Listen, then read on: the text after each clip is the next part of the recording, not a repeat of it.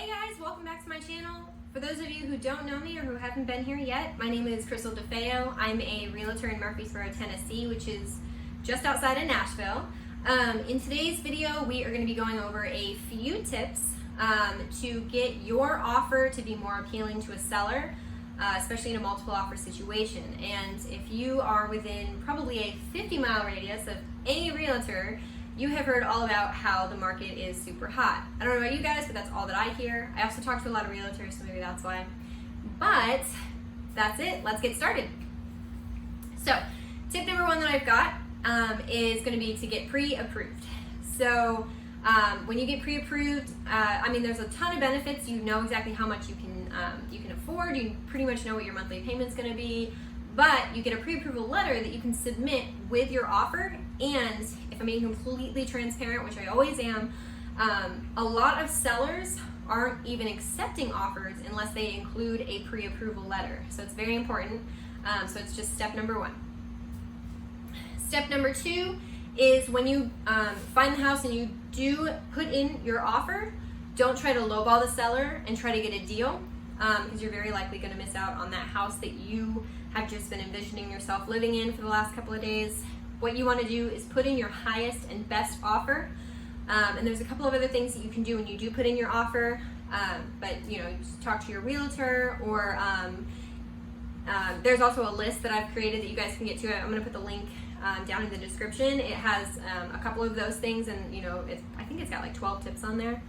But yeah, number two, highest and best offer, minimum contingencies. So try to limit the contingencies that you're putting in on that offer. Number three, and this one is actually pretty new to some realtors. I was talking to a few realtors, and they didn't agree, that this would help at all. They didn't think that it was necessary. They've never even heard about it. This is how we got our house, because we were in a multiple offer situation in the fall when we bought our house, and I was not a realtor back then. So my realtor was really on top of it. We were really lucky to have gotten such a good realtor on our end. But this tip, I'm so sorry, blah, blah, blah. The tip is write a letter with your offer.